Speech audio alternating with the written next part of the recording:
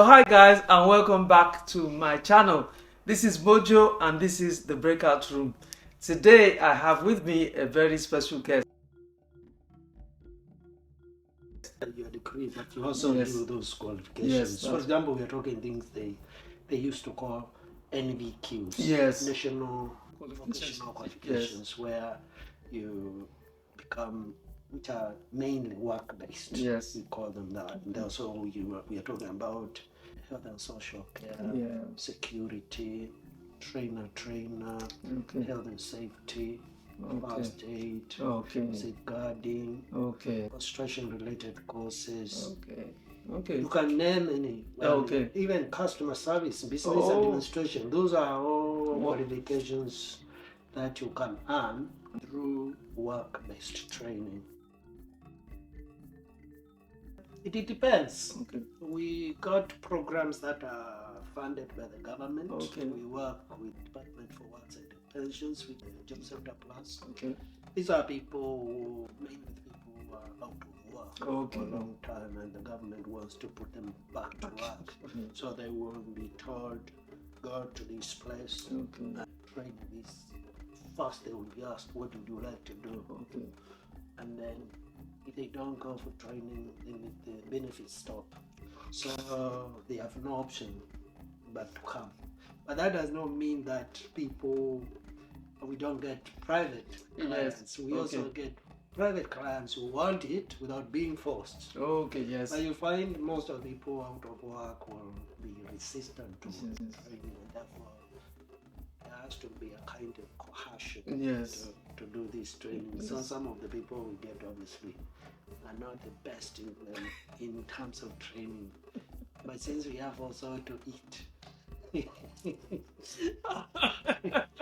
So they're difficult customers. Yes, they are difficult customers sometimes, especially some courses, and they come and they are running out of the class, and you have to also make sure that where you are training there is extra security. Some of them might even want to go out and they smoke cannabis. So sometimes it can be risky, but to be honest, most of them are good people. That's interesting. So even in high schools, you find some students want to learn, others don't. And you'll be, if somebody has no GCSE, probably because they dropped out of school, that they can get back, they can get work. So that's how it works, and it's a very interesting sector. By the way, been in it on the last 15 years. I enjoy it. I train in vocational qualifications at college level.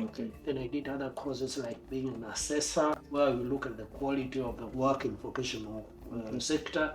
I went ahead also to work as an EQA, which is external quality assurance, and these are people who go to other centers and they check the quality of training that is going on, and they can recommend actions, including sanctions. They can also cancel results if they find that you have not met the set standards. So I would say I'm a guru in vocational qualifications. We can see that. That's interesting. I'm going to ask about your journey, but before we move on to that, I was going to ask you about, because you said you offer privately as well. So can you give us an idea of how long and how much that costs? So if you could take, for example, I was going to say health and social care. Let's talk about that. So how long is that qualification and how much does it cost? I would say, because there are variety of courses, I'll pick one or two and say that work-based training is not the same as formal qualifications like college. You get a diploma, your certificate by going to class. Work-based qualifications is evidence-based kind of training, where you collect evidence of your ability to deliver or to do what you need to do. Say, for example, you want to work in the other social care, you need placement, and during your placement, people will observe you. They will write reports. So usually it takes longer than expected, because you have to organize with your assessor. We talk about a qualification like health and social care level 2. We are talking about diploma, and we are talking about 6 to 9 months. where you have to do the theory part, do some written assignments, go to workplace, and people will see you. Assessor will see you doing your job, ask questions. We call them professional discussions. Yes. We also have observations and interviews. A lot of them. All of them, and also work product. Yes. What you have done, like for example, there is something called care plan. How you prepare a care plan, really good. Yes. I wish Africa, where I come from, we did this kind of training. Education is changing because even at South Bank University, we offer apprenticeships, and it's pretty much what you've said. They have to demonstrate that they understand. It's only for those who are working. So you have to use what you learn in the classroom and apply it to your job. And we have work products. Their managers have to be actively involved, checking their work. And we have to check that. That's the best training, and it is focused on what you're supposed to achieve. Yeah, so much better. Not to be jack of all trades and master of nothing. Yeah, it's waste of time. And that's why people drop out of school. Because you are giving them too much stuff that is not relevant to what they want to do. So I was going to ask how much it would cost somebody who's thinking of doing that. But before you answer that question, if you guys are still watching, can you please like and subscribe to this channel? And if you have anything to add to this discussion, we want to hear from you as well. So be sure to comment below. So back to my question. How much would it cost if anybody wanted to? If you are doing health and social care diploma, it will cost you between 900 and 1200. Well, it's not even that. It's not expensive, but to be honest, if you are not working, that's not a little money. That's true. Most of this is paid by the government. Oh, so if you are eligible for the funding, it will be free. Okay. But if you are working elsewhere, or you are on a visa where you don't have, we call it right to work,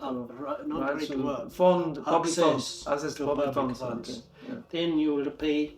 But we usually are lenient with our customers, so you can do installments. Okay. And that means you don't have to have all the money from the start. And since the course will take this 6 to 9 months, we can just tell you every month 100. Stuff like that. And then by the time you finish your qualification, we give you a certificate internationally recognized. Even when you go back to Nigeria, to Kenya, to Tanzania, you can still use your qualification because it's recognized. I wanted to find out more about yourself as an entrepreneur. So, as a person from the ethnic minority, how has it been, running your business here in the UK for 15 years? What challenges have you faced, and how have you been able to deal with those challenges?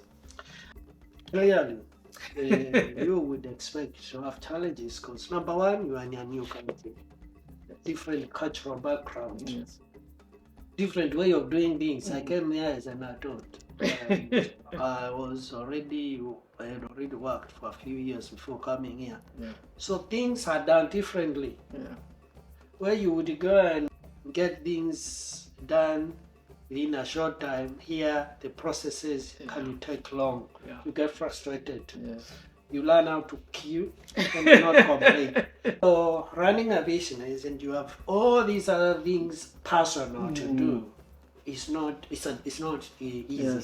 But let's leave about the time factor and the structure of how you will do things. Let's talk about also now the issue of getting into the system.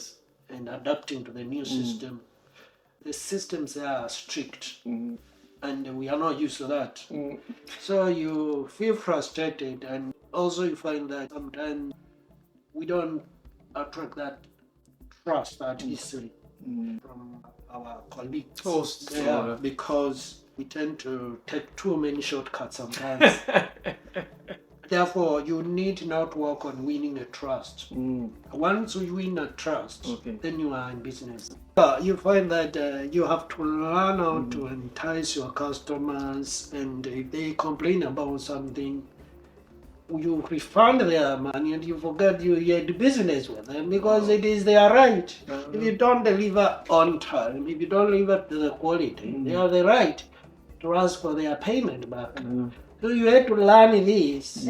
In other parts of the world, probably somebody will tell you, I don't care, you go to hell. But you here, is a customer number one. And if you don't do it, you lose. Yeah. So these are some of the things you find. And then when it comes now to the issue of not getting enough business because people don't trust you, it's more to do with the fact that you are competing in already an overcrowded business market. So what you need to do is look at your niche. Yes, differentiate If yourself. you are black, for example, myself, my business, when I market, I say we are the specialists. Yes. We know them inside out. They can't mess with us. Yes. We can get them into doing what they want to do.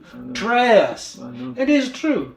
I mean, my fellow black person, I can read them like a book. I know. So when they talk to me, when I know what you need, and when I represent you to get the right resources to help you, I know what I am talking about because I am you and you are me. Yes. So sometimes people think challenges are bad. But if you look at any challenge, there is always a positive point. Yes. So when I do bidding, for example, for training, the funded programs, I'm so proud to say we target the black and ethnic minorities. The hardest to reach. Those are the technologies we use. Those ones, you turn it around into it becomes a positive thing. And you say these people, if you don't fund us, they're going to be a burden to you. Yeah. So what we need to do is you give us this money and deal with these social problems for you. Yes. So you become an asset to them. You tell, trust us, we are the right people to do the work for you. And in that case, what you thought was a challenge becomes an asset. That's interesting because based on what you've just explained, it shows that if you are coming to the UK to do business, you need to work on yourself. You need to understand. It's almost like doing a SWOT analysis on yourself, looking at the community, how they operate, and seeing how you fit in and what you need to adapt about some of the mindsets that you bring from Africa. But as we can see, it is possible to be successful because you've been running your business now for 15 years. So as we're reaching the end of the year, there are a lot of people out there who are thinking, you know what, 2024 is the year I want to start my own business. Is there any tip, maybe one or two tips that you can share to encourage them to go ahead and start their own business? Yes, the only thing I can say that my experience is that business is not a walk in the park. It's hard work. You have to put in a lot of time and you have to be on top of your game. If you're analog, there's no business for you. Everything is going digital. And unless you sharpen those skills, you are not, even if your job is, you think it does not require a computer. There's nothing now that is not computerized. So you need to know that if you are going to run a business, you must invest your time 100%. You must not do business because somebody else is doing it. Look for passion. Get mentorship. Get people who have done it and succeeded and ask them for tips. They will always be ready to help you. But many people think, oh, my idea will be stolen. That is not even a good mindset for a business person. The more you exchange your idea, the more it becomes a reality. And once it becomes a reality in your head, you're more likely to succeed in the real world out there. So you need also to know that you need some capital you want to put into a business. Start small. Even if you have got money, don't invest all the money into the business in one go. Look for small things. What can you actually do without putting money? For example, you can do barter. I know you are good in social media and I am good in accounts, for example. I'll tell you, can I do your accounts and you do my social media? That way you're not going to spend a lot of money. Number two, develop gradually. The more you do something, the more it becomes easier for you. But if you go into something so quickly, you are likely to get overwhelmed and burn out. And don't bring too many people into the business when you are starting, because it becomes so hard to even make a decision. Even managing people. Even managing people is a big thing. So do plan, do market research. Yes. Don't go into places where it's already overcrowded. People are already closing down and you think you can succeed. No. Unless you are doing something that's unique and you feel passionate about and you've taken time to research. Don't waste your time and the money. You plan and be aware that the people you associate with will make or break your business. There are people who are negative. They'll tell you how hard it is, but everything is possible. Just being the right people will motivate you, will encourage you, even if you have a partner, your family. Engage them. Don't be on your own. I know. Just do it as a team. Even if you're not giving them a lot of work. Don't get tired about talking your vision, your mission. And talk about your business and let the people know you exist and you exist for this goal. I don't have too many goals. Set something and then focus. When you focus, it becomes a reality. 100% of the time. Thank you very much, Thomas. And on that note, thank you guys for watching. Please, if there's anything we've said that resonates with you, drop a comment below. Please share this video, like it. And I'd like to thank you very much, Thomas, for coming to our show. And no doubt, probably bump into each other again. Your tips have been very useful. Thanks.